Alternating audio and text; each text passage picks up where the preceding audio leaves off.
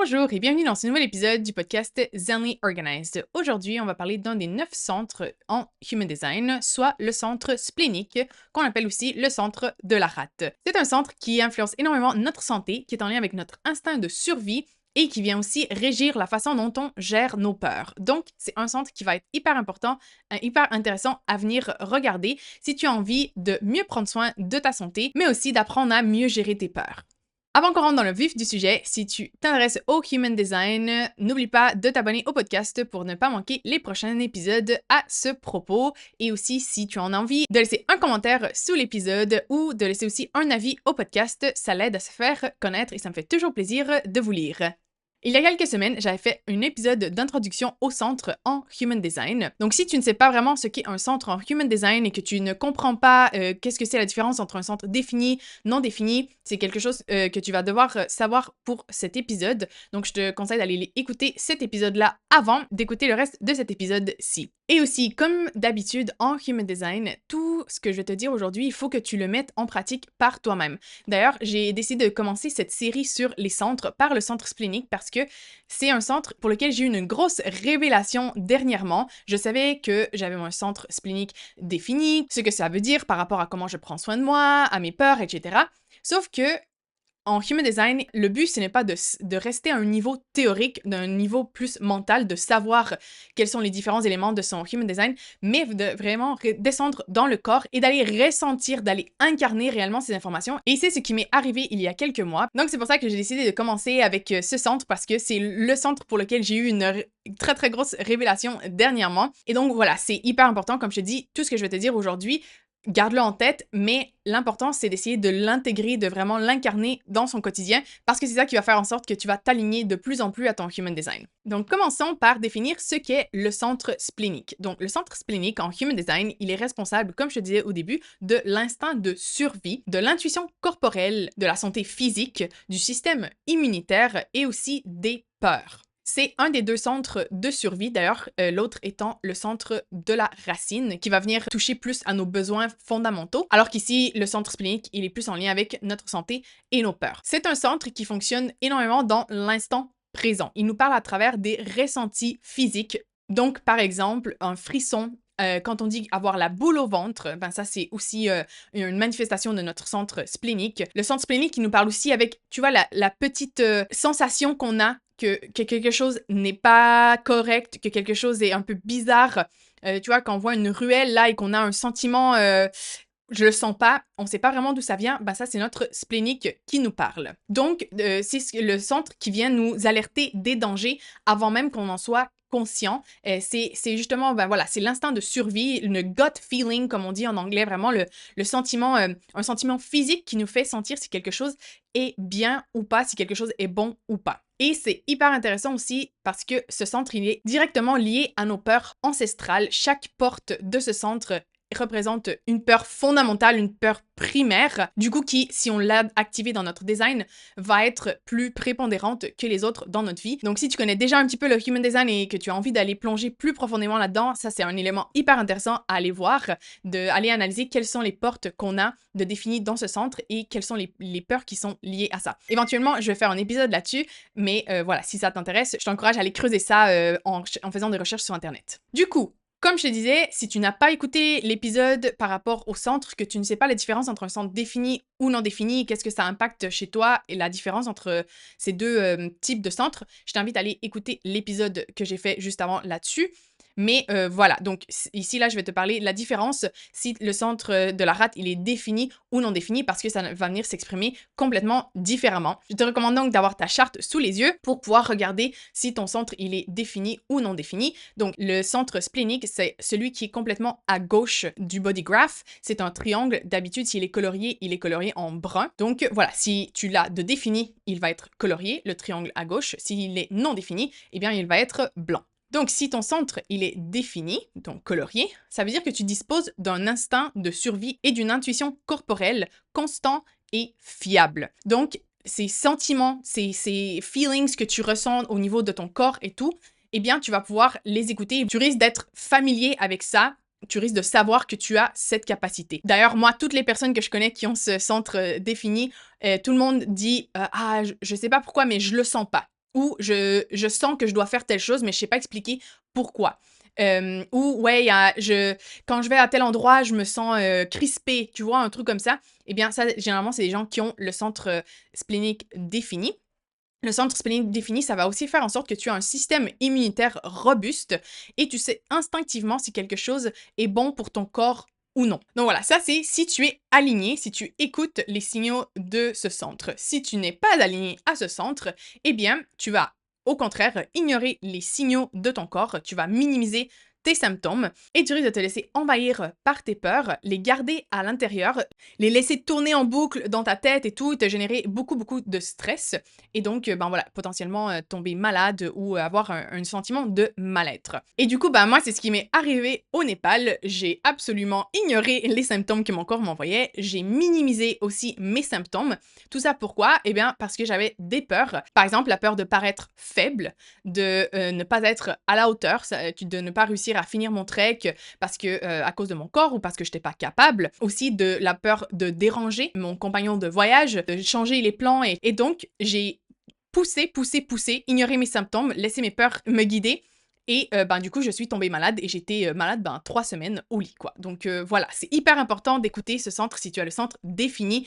Écoute ton corps. Je vais te donner des conseils juste après, mais c'est hyper important parce que, ben, comme on a un système immunitaire qui tend à être robuste, à être en santé, généralement par rapport aux gens qui, on va le voir juste après, ont un centre non défini, ben, en vrai, on tend à être plus malade ou à être tombé malade de manière plus intense parce que, ben, justement, on n'écoute pas les symptômes, on pousse et notre corps, ben, du coup, on le pousse à l'extrême et là, il lâche d'un coup et quand il lâche de manière très intense par rapport à quelqu'un qui a un centre non défini, qui écoute son corps, peut-être même trop, on va le voir, mais qui, du coup, tombe malade, mais de manière moins intense. Peut-être qu'il tombe malade de manière plus régulière, mais de manière moins intense. Donc, hyper important, si tu as ton centre défini, écoute ton corps. Du coup, si ton centre splénique, il est non défini, donc je te rappelle, ça veut dire que le triangle à gauche, il est blanc, ton système immunitaire, il tend à être plus sensible. Tu tends à tomber malade plus facilement. Tu ressens aussi de manière amplifiée les peurs, les malaises et les intuitions des autres parce que ben, ton centre, il est ouvert.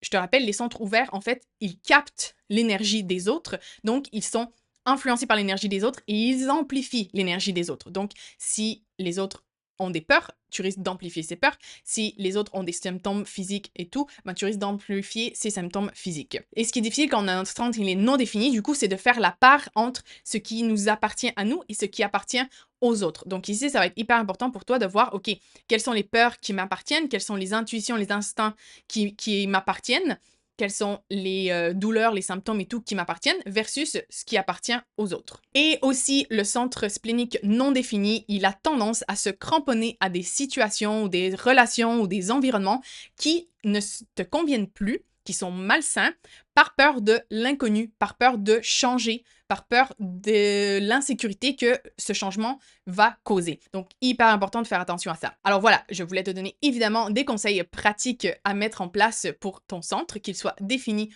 ou pas, pour t'aider à t'y aligner et à l'écouter. Donc, si ton centre splénique, il est défini, je t'encourage à faire un scan corporel quotidien. Donc, ça prend juste quelques secondes, soit le matin, soit le soir, ou les deux, moi je le fais les deux, pour observer ton état physique, ton état émotionnel et instinctif. Personnellement, le matin, je le fais quand je médite, donc juste voir un peu, OK, comment je me sens ce matin, est-ce que j'ai des douleurs, des choses comme ça.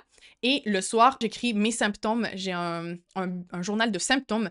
C'est principalement pour mon cycle menstruel, mais depuis que j'ai été malade en revenant du Népal, eh bien, je l'utilise aussi pour voir OK, bah là, ça fait plusieurs jours d'affilée que j'ai tel symptôme. Sarah, c'est ton corps qui essaie de te parler. Tu vois, donc c'est aussi quelque chose que tu peux faire si tu as envie de noter tes symptômes physiques, émotionnels, tous les jours, comme ça. Aussi, par rapport aux peurs, ben, c'est la même chose. Tu peux faire du journaling ou juste rédiger une ligne par jour, quelque chose comme ça, par rapport à ce qui t'angoisse. Quelles sont les peurs que tu as à l'heure actuelle pour en être conscient. Tu peux aussi noter, par exemple, si ton instinct te dit quelque chose, parce qu'on pense qu'on va s'en remplir, mais pas toujours. Donc, si tu as un flash ou un truc comme ça, une idée ou voilà, quelque chose que tu dis, oh, ça vient de je sais pas trop où, mais je sens que c'est important, note-le pour ne pas l'oublier. Aussi, comme je te disais, le centre splénique, c'est un centre qui est dans l'instant présent. Donc, c'est hyper important d'être le plus possible dans l'instant présent, ça, que tu aies le centre défini ou non défini, être dans l'instant présent, c'est ce qui va te permettre, en fait, d'être plus aligné, de savoir ce qui est bon pour toi aussi par rapport à ton autorité en human design, faire les choix qui sont alignés et tout. C'est hyper important d'être présent. Donc, quand tu es dans une situation, écoute tes ressentis. Comment est-ce que tu te sens par rapport à une personne, par rapport à un environnement? Est-ce qu'il y a quelque chose dans ton corps qui dit cette personne-là, je la sens pas, ou cet endroit-là, je le sens pas, ou au contraire, waouh, cette personne, quand je la vois, elle me donne de l'énergie, je me sens hyper positif et tout. Ça va te permettre de déterminer ce qui est bon pour toi et du coup, garder dans ta vie ce qui est bon pour toi et éliminer ce qui n'est pas bon pour toi. Par rapport à ton instinct aussi, il faut arrêter de minimiser tes ressentis.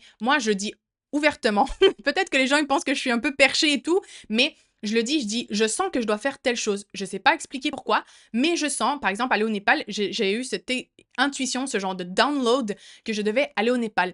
Ben, maintenant, je m'en fiche que les gens ils soient genre, ok, ouais, la meuf, elle est un peu perchée, genre, tout d'un coup, elle décide qu'elle doit aller au Népal. Ouais, si mon instinct il dit que je dois aller au Népal, moi je vais au Népal. Donc, vraiment, ne minimise pas tes ressentis, tes instincts et suis-les. Et finalement, par rapport aux peurs, quand tu as des peurs qui te viennent, eh bien, prends quelques secondes pour voir si cette peur, elle est justifiée ou non. D'ailleurs, j'avais fait un épisode il y a quelques mois maintenant par rapport aux peurs et comment les gérer, donc je vais te mettre le lien. Mais voilà, souvent, les peurs aujourd'hui dans le monde dans lequel on vit, elles ne sont pas fondées.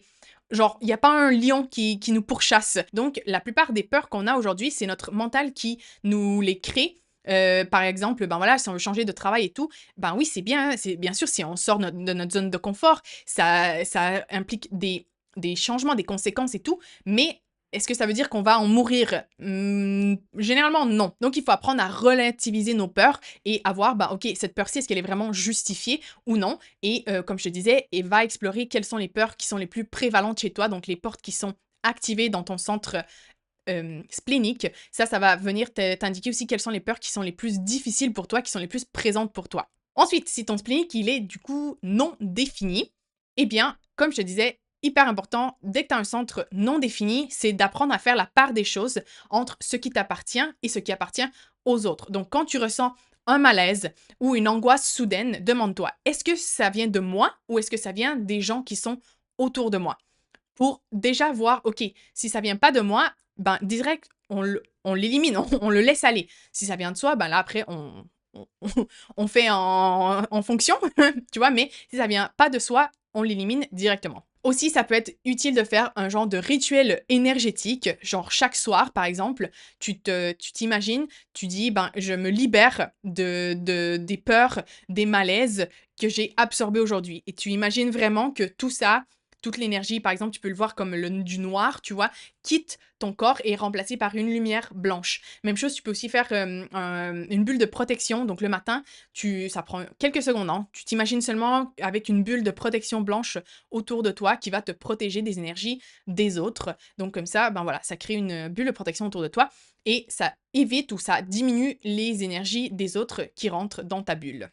Ça peut être aussi hyper utile de te reconnecter à ton propre corps et à tes ressentis profonds avec des pratiques douces, comme par exemple du yoga, des étirements, la respiration consciente, la méditation, la marche en nature, en conscience. Donc voilà, pour de un, être dans ta propre énergie, ne pas absorber l'énergie des autres, et voilà, apprendre à faire la différence entre qu'est-ce qui est à toi, qu'est-ce qui est dans ton corps à toi, et qu'est-ce qui vient des autres. Par rapport aux peurs et surtout à la peur du changement, eh bien, rappelle-toi que l'inconfort, ce n'est pas forcément un danger. Comme je te disais juste avant, aujourd'hui, il n'y a pas de lion qui nous court après, il n'y a pas de danger. C'est rare qu'on a des dangers immédiats qui peuvent mettre notre vie en danger. Donc, quand tu ressens une peur, mais par rapport à un changement, eh bien, il faut mettre les choses en perspective et te rappeler que l'inconfort, le danger, c'est nécessaire pour évoluer, pour changer et que, ça veut pas dire que tu vas en mourir.